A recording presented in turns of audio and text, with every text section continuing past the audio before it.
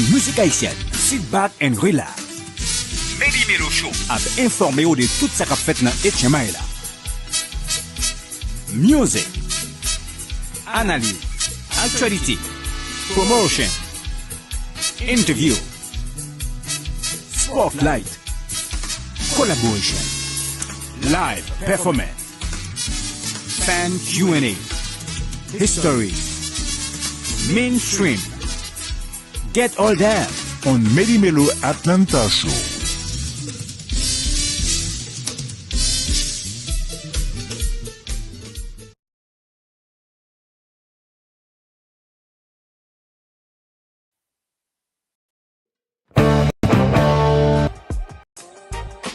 Have you ever found yourself embarking on a new construction or renovation project only to feel overwhelmed by the lack of expertise and time to manage it effectively? The solution you've been seeking is right here.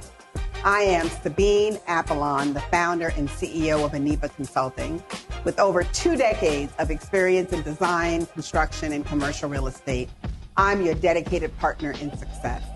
I'll assist you in identifying and navigating the intricate details of your project, dealing with local jurisdictions, coordinating with general contractors and subcontractors, even managing schedules and budgets. It all can become daunting and time-consuming. At Aniba Consulting, we specialize in making projects, small or complex, manageable and stress-free. We act as your advocates throughout the entire process, safeguarding both your financial and personal interests. Helping you deliver your perfect project is our top priority.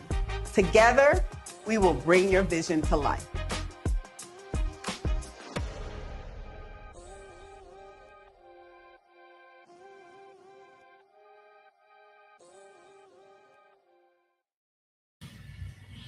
Bonsoir encore tout le monde, merci. Et bon, nous retournons avec vous sur YouTube, Facebook. Là, un petit problème technique, que nous avons continué à travailler sur ça. Alors, et nous avons une discussion ou bien une histoire bien qui était très émotionnelle de Gaston que nous avons aujourd'hui là. Alors, vous voulez continuer l'histoire là parce que l'histoire là, pas plus le monde qui songé côté là ça, tu vois. Et puis pas quoi que il y a un monde qui pas gon amis ou bien famille qui pas affecté. Et il y a des séries de histoires même gens et tremblement de terre là 9/11 ou ka songer côté. You know, il y a des séries de bails qui marqué ou I mean, c'est très émouvant. Oui, ça dit it's so true because and Sabine, your question about how difficult it was to leave, it's what I mentioned about the personal and the professional, because one of the things that I had to do was we would get reports of people under the rubble. I'm sure you heard whether they heard cries or, and so one of the things I had to do, I would be texting folks under the rubble, hoping that you'd hear. So we had a list of people. Wow. And then if somebody replied, you'd run to the location and or you had teams or crews going to so we could cover. I mean, they were just the scope of it was so indescribable that at one point there was a room in our hotel that essentially we'd hired just Haitian translators to just translate some of the stories that we were bringing back from people, and part of what was also difficult was you realize at a time like sort of the fact that people were being collected, but there was no mechanism of identifying, of doing forensics, of doing DNA, and so someone was going off to be buried somewhere in a mass grave. In fact, they just won't come home. To me, that was the thing that just kept, like, that disappeared. Right. That disappeared. You leave never to return, never presumed dead.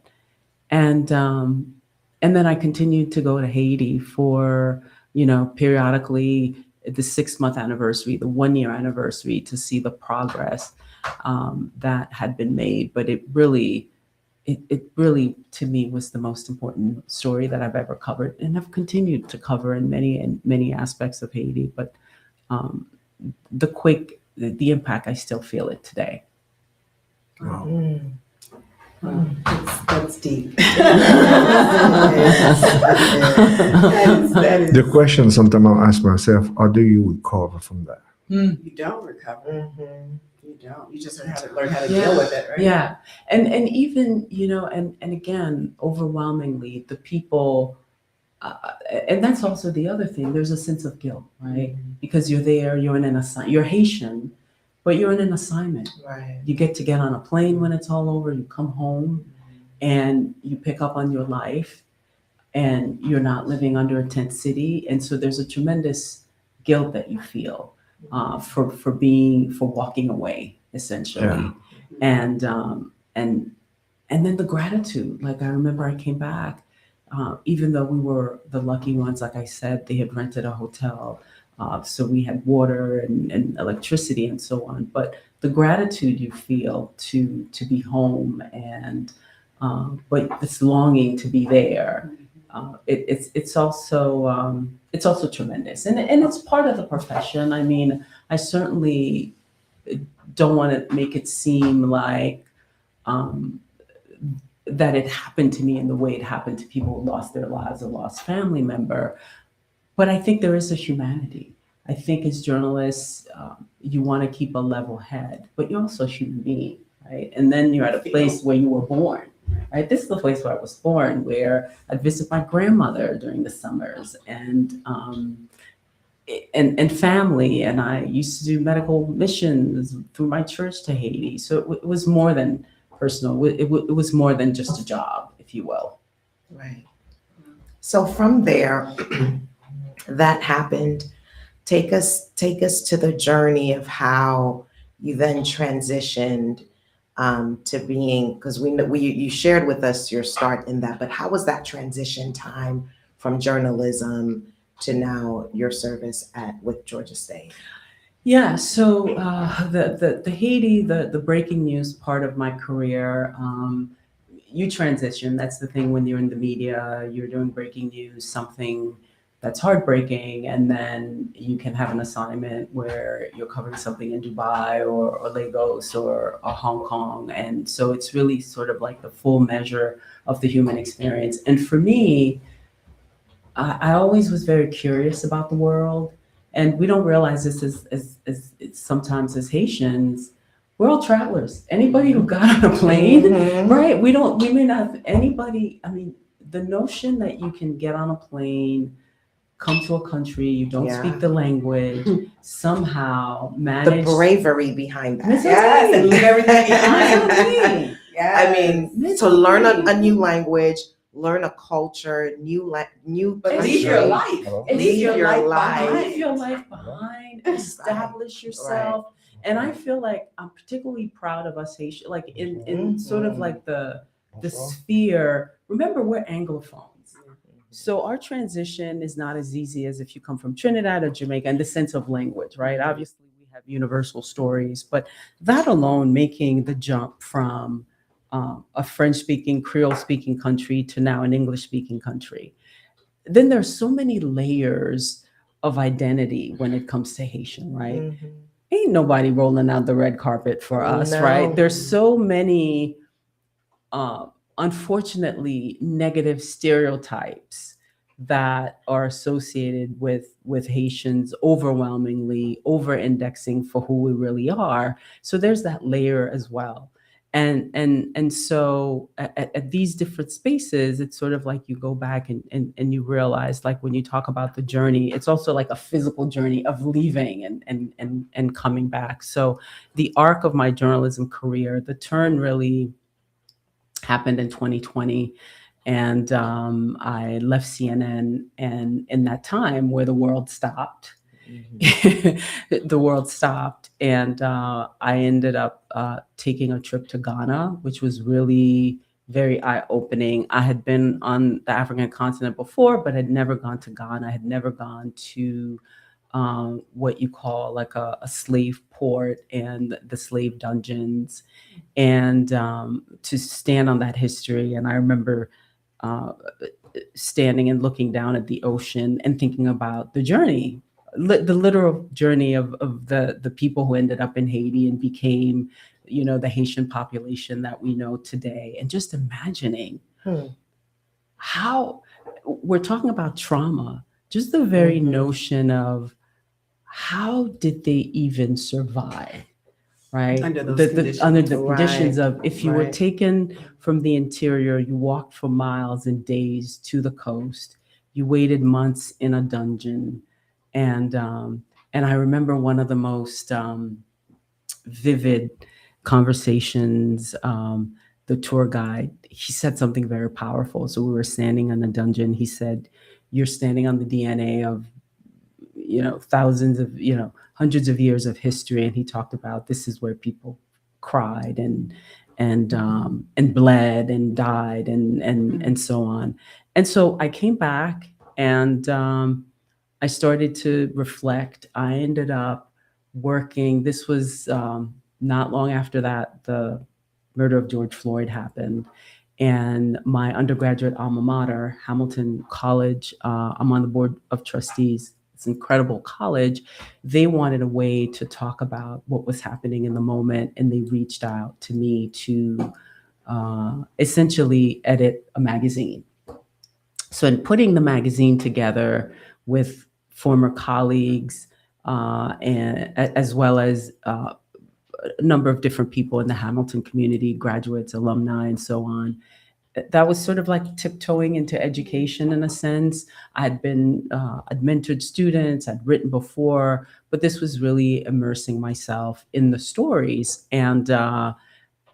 And I did a lot of talks. Remember at COVID when everybody was doing a Zoom talk? Yes. That's when we discovered literally, Zoom. That's right. Education, it's public schools. That's We all exactly. have discovered That's Zoom. really, so I was doing these different Zoom talks, and I did a Zoom talk, and I talked about Africa and my work. And there was a Georgia State University professor on the call. And then when they were looking for an inaugural executive director, she reached out to me and she said, well, first she reached out to me to speak to her class. And then she, when the position opened, later on, she reached out to me.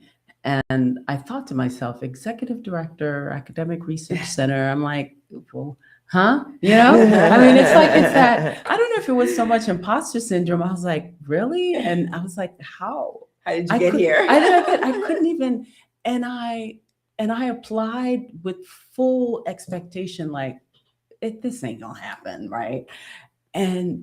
But then I got my head around it. I was just like, okay, I'm gonna get my head in the game. I'm gonna really research and study.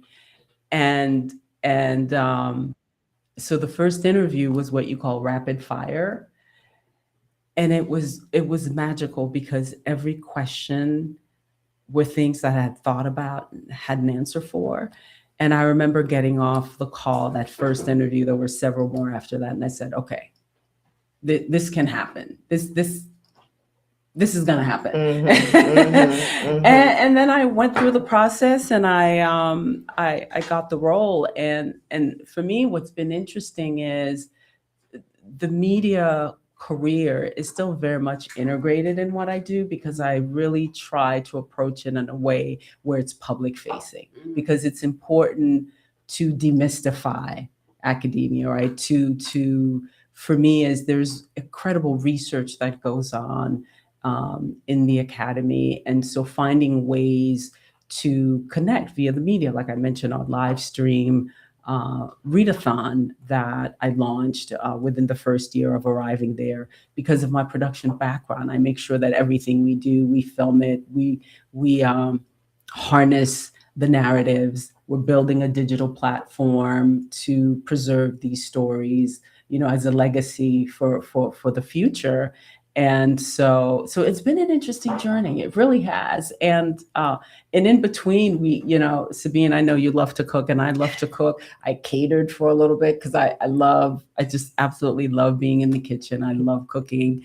I don't do it as much, but it's something that I know we have in common. Your brother Ron is also an incredible cook. Don't blow his head up. Si Ron fait manger, mais si Ron font du riz pour c'est bagaille sérieux.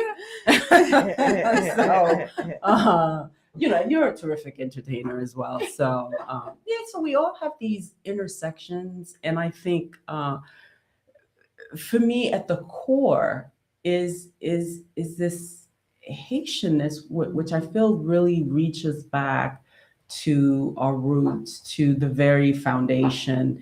And I think that what I like about being in the academy, I always talk about, there's the Haiti of academia, where the Haitian Revolution is taught, and Haiti's revered for its accomplishment as something, doing something extraordinary, unique, unparalleled, that wasn't even believed when it was happening.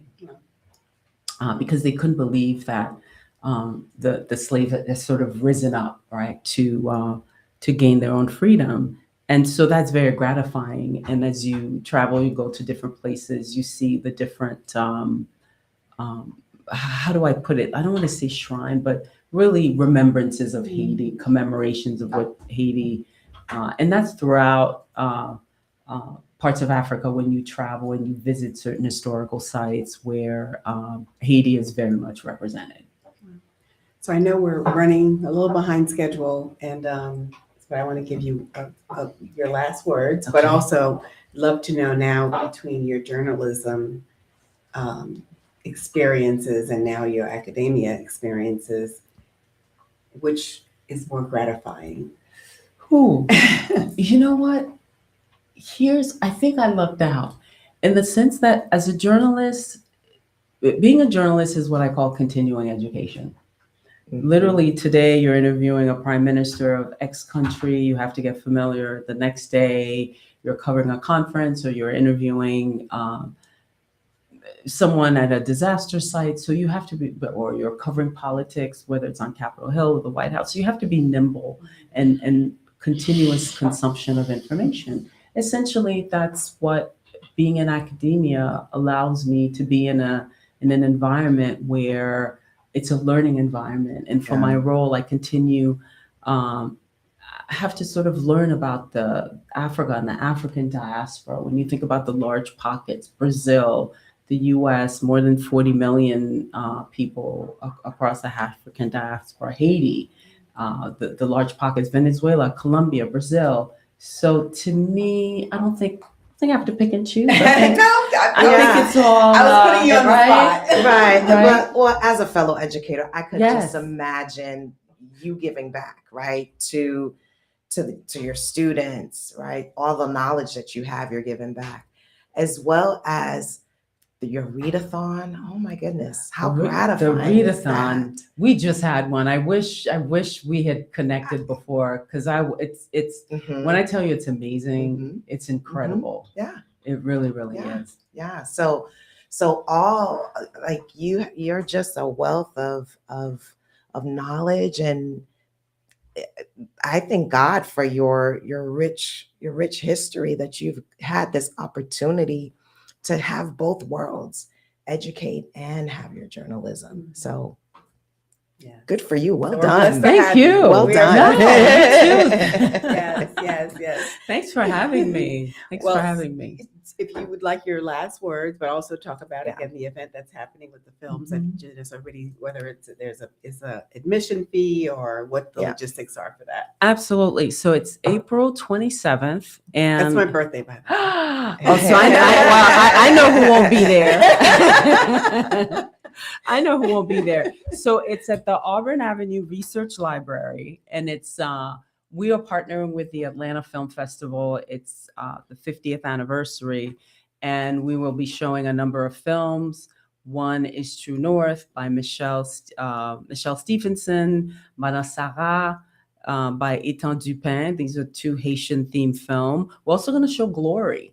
Has anybody here seen Glory? This really was Denzel Washington in his first Academy Award winning role, and the role that made him a star. It's going to be one of the films, and also a film called From Her by this filmmaker Candace West. So it's April 27th. Doors open at 11. It's an all-day film festival, film screening, and the doors open at 11. I said that there's no fee to attend, and we don't have the final schedule for the different films, but csad.gsu.edu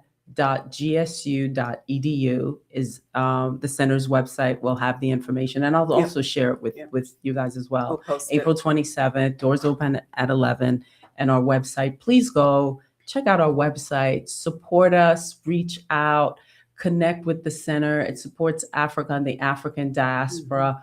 We are of the diaspora, so it's really a center that belongs to anybody in the community who want to share and partake in what we do. Is this for adults, children, teenagers? It's for, I would say it's for teenagers. Okay. And, for example, a film like Glory, there's Right. scenes of, of violence and something hurtful. I would say, I think everything is like a PG or 13 and above. 13 and above, something to Right. that effect. Okay. But absolutely. So would love for you to come out, and you get a pass because it's your birthday, but the rest of you, all right? I got you on the next one. Okay.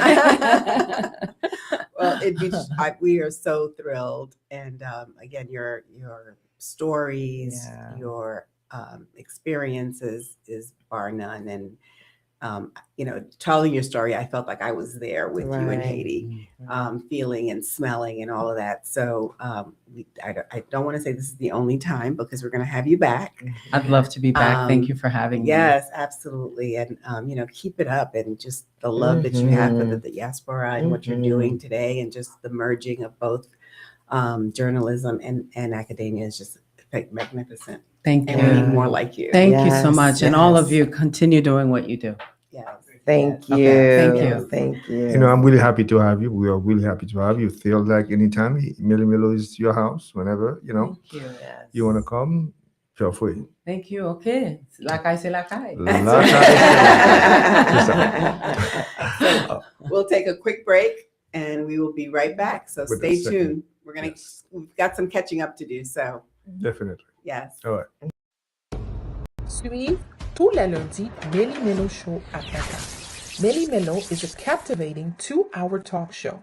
Meli Melo est une émission socio-culturelle animée par une équipe dynamique et professionnelle. Toutes les informations, sport, entertainment, musique, toutes les dernières infos sur l'industrie de la musique haïtienne de New York à Miami, from Boston to Atlanta. Tout ça qu'a fait dans HMI là, wap tandel sous Meli Melo Show. Meli Melo is live on YouTube and Facebook every Monday.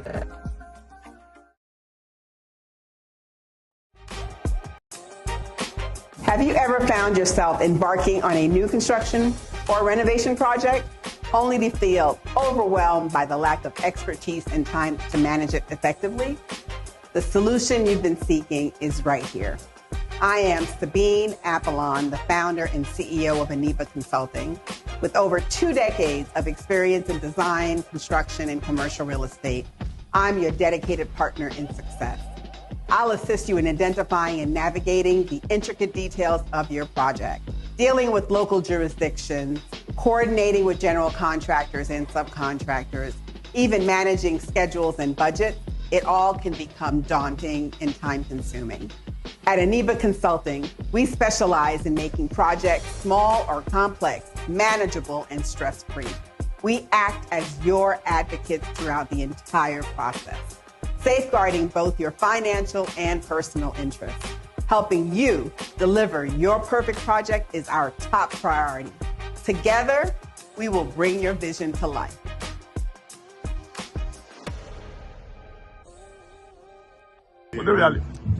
Bonsoir tout le monde, Orly la Rivière, New Et actuellement, en Atlanta, je devrais dire que à chaque fois, là, il y a un show que je connais qui a fait des positif, c'est Meli Melo Show.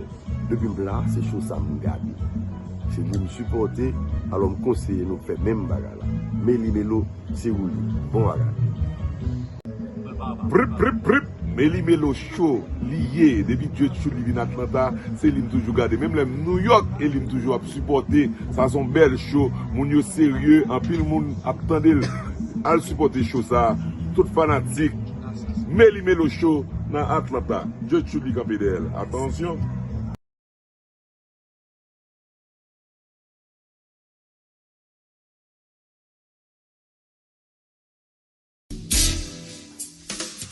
Fan de la musique haïtienne, sit back and relax.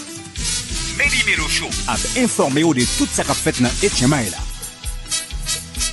Music, analyse, actualité, promotion, interview, spotlight, collaboration, live performance, fan Q&A, history, mainstream.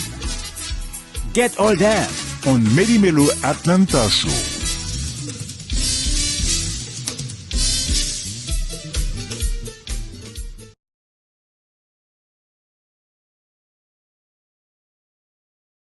Bonsoir, chers mes auditeurs. Nous allons prendre deuxième partie émission là.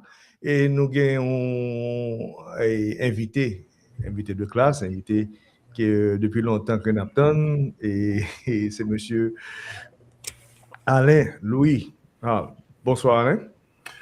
Bonsoir tout le monde. Bonsoir. Ou bien Woody. Bonsoir Woody. Bonsoir à l'équipe technique et aux autres panélistes et bonsoir aux téléspectateurs et téléspectatrices. Bonsoir Alain. Bon, et moi, remarqué, nous voyons que bon livre que vous sortiez avec là, qu'on y a là qui a fait un pile fou dehors, parce que moi, souvent, un pile appel, un pile monde qui m'a démoqué, qui le reprend Alain et tout ça.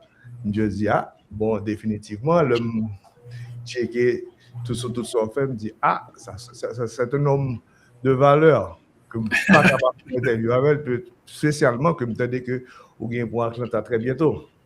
Oui, effectivement. Donc, dimanche 19, en Atlanta. Week-end qui se passait là, j'étais New Jersey et New York. Donc, maintenant, c'est autour d'Atlanta. Bien, on tourne là.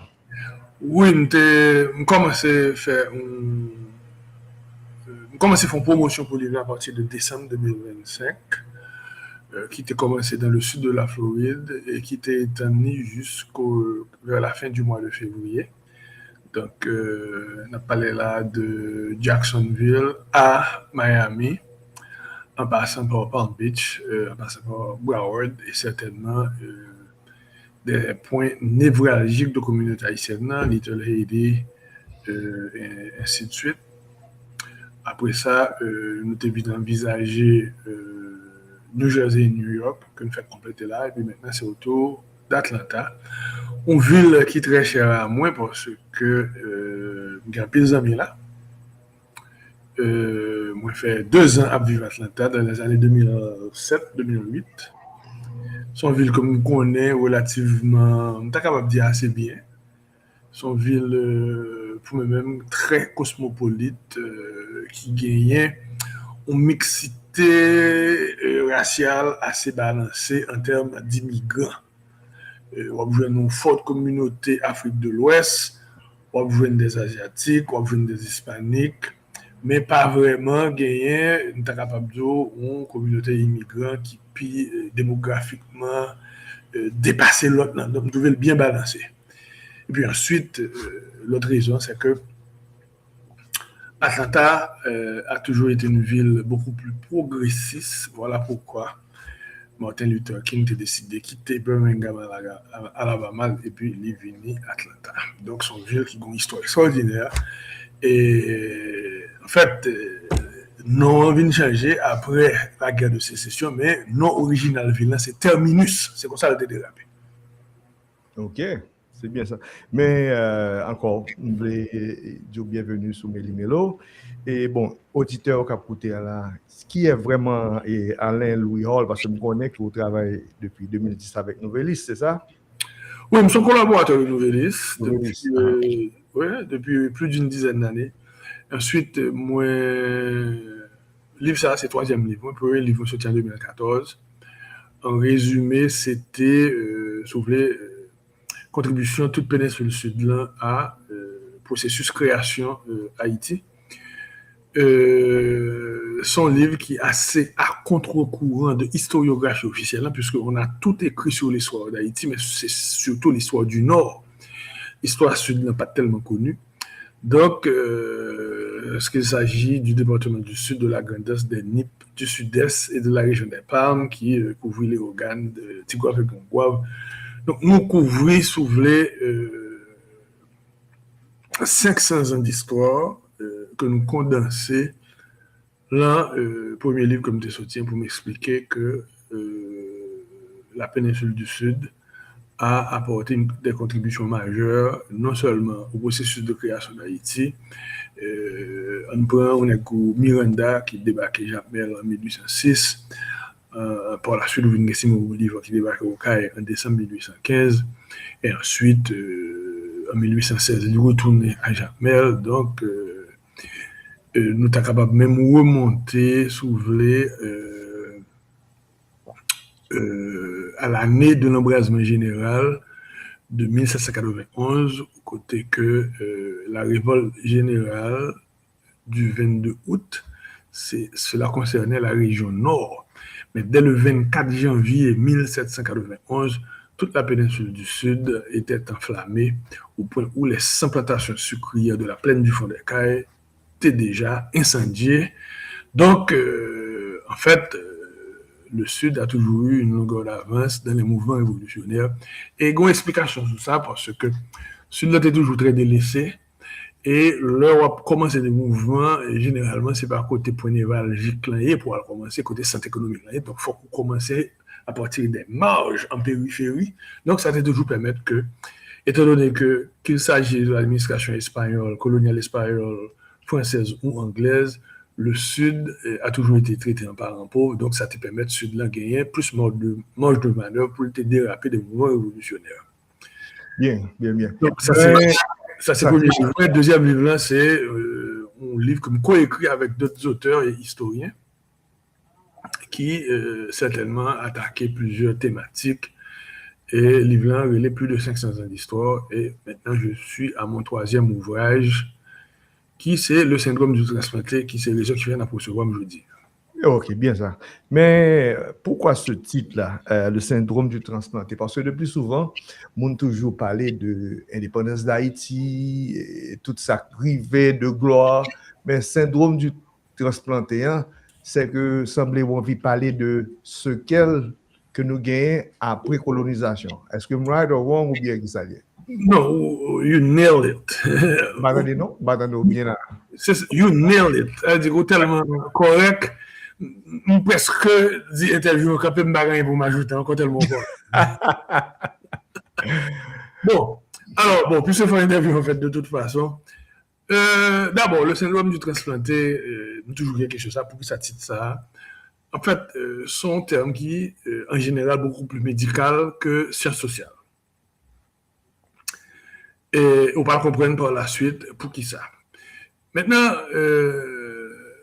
ça me capable de un essai d'anthropologie analytique qui une approche pluridisciplinaire qui touche sociologie, anthropologie, histoire et culture, nous arriver revisiter les mécanismes et dispositifs de la traite, de la colonisation et de l'esclavage. Et ensuite, nous clairement établi ça me relait traumatisme collectif et séquelles qui continuent à affecter nous. Et maintenant, nous mobiliser les dernières recherches et découvertes de neuroscientistes qui, dans le domaine épigénétique, arrivaient à déterminer que traumatisme collectif ou bien traumatisme que on subit transgénérationnel dans certains cas. Ensuite, moi, la fin livre recommander les études de théorie postcoloniale pour n'arriver à décoloniser pensée. Et on va comprendre pour qui ça, au point que nous toujours d'accord que, par exemple, juifs ont subi des traumatismes. Et troisième ou quatrième génération, moun, descendants juifs qui partent en Allemagne, qui jusqu'à présent continuent à afficher certaines pathologies, des maladies ou des psychopathologies qui affectent mentalement, très générationnel. Mais par contre, et c'est là où on va le comprendre, nécessité de décolonisation pensée, il y a trop afro-descendants et trop haïtiens qui croient que il n'y a que les haïtiens qui soient responsables de leur malheur. Bon, mais même moi, je prends ça à contre-pied, on dit que avec pas moins de 160 références bibliographiques et beaucoup de citations, m'arrivé établi que bon, traumatisme collectif que ancêtres nous ont subi fait que nous avons des comportements qui, à la base, ont besoin ça relève un décentrement du soi et qui fait que nous très portés vers ça nous capable brûler les émotions parce que c'est des bagages qui a sensation forte mais très très très éphémère. Donc c'est encore la mentalité de plantation puisque l'esclavage gon bagay li kite la caille nous comme séquelle nous pas gon désir pour nous prendre tête nous en charge pour nous planifier semaine prochaine. D'où la mentalité de 2 jours à vivre. C'est pas vrai nous voulons comme ça. C'est conditions d'implantation qui conditionnent nous comme ça et qui viennent développer comme des psychopathologies qui viennent transgénérationnelles. Donc, on voit que un pile haïtien à la recherche de sensations fortes et éphémères, d'où l'alcoolisme, et certainement un raffinement pour le sexe, soit sur les réseaux sociaux, c'est de ça seulement ici à parler. Donc, nous à la recherche de sensations fortes, éphémères, et est-ce qu'il s'agit de sentiments, nous pas la donner, puisque sentiments sont bagailles qui fait appel à un processus cognitif structuré à long terme. Donc, ce qui fait que, pour m'illustrer ça,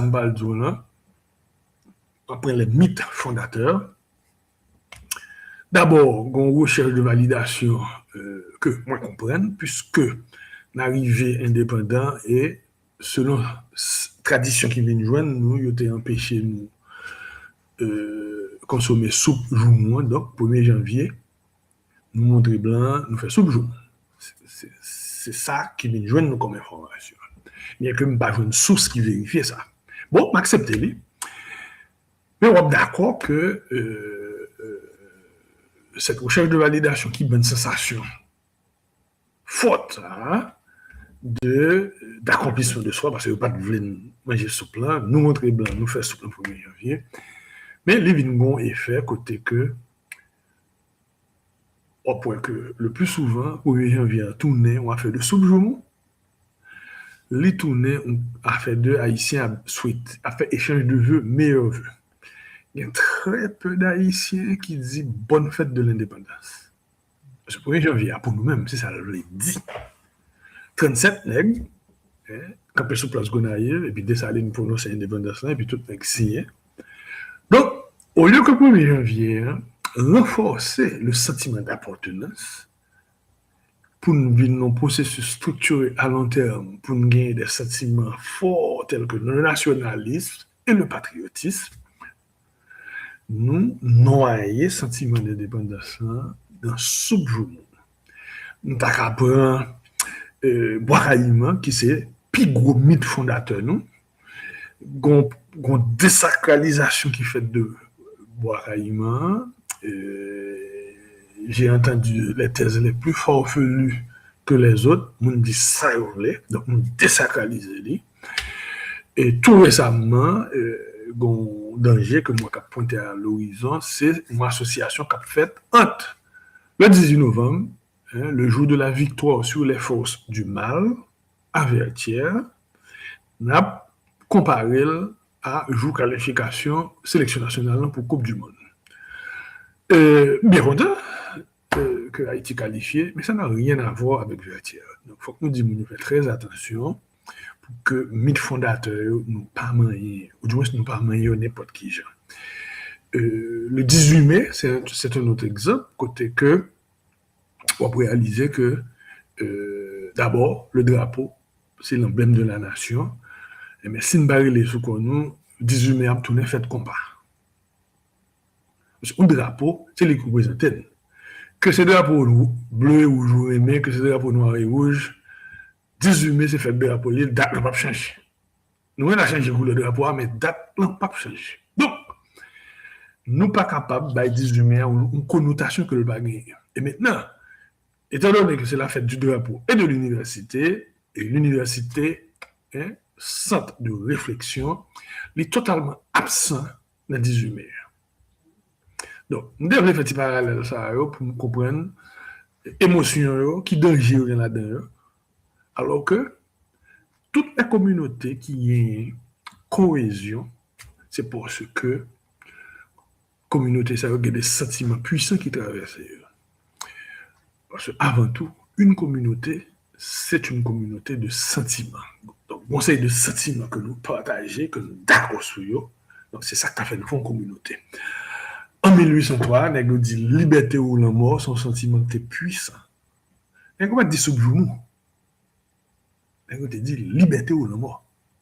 Donc, un sentiment aussi puissant, ça, c'est ça qui permet que tout le monde mette ensemble pour nous faire indépendance. Là. Donc, je devrais faire une parenthèse ça pour que là, on parle d'anthropologie analytique, là, on parle de psychopathologie pour que les plus ou moins, des marches plus ou moins paraître sale pour y paraître là, parce que c'est un essai d'anthropologie analytique. Certainement, il y a des côtés nous raconter l'histoire, mais c'est un livre qui est beaucoup plus analytique que dans le narratif. Yeah.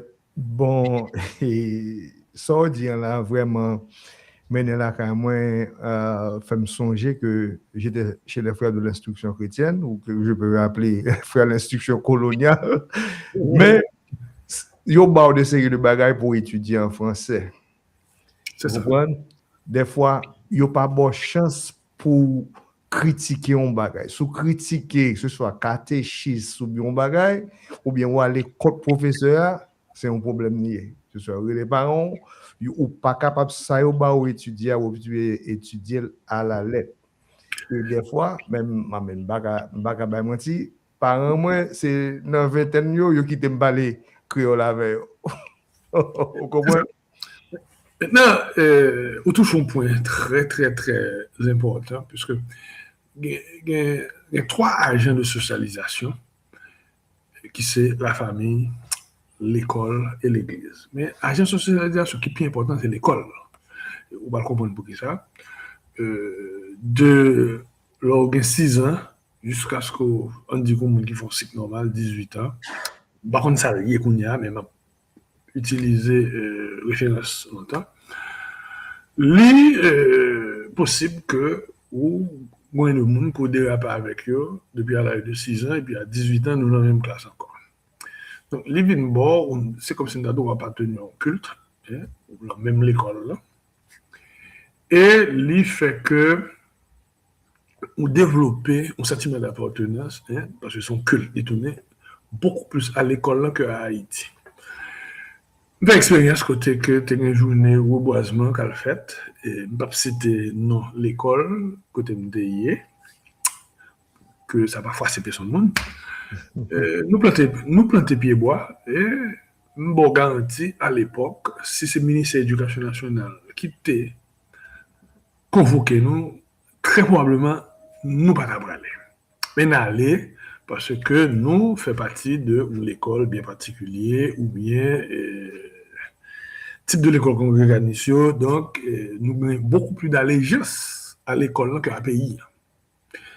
Et c'est formatage ça que nous, parce que l'école a 3 fonctions. D'abord, une fonction d'instruction.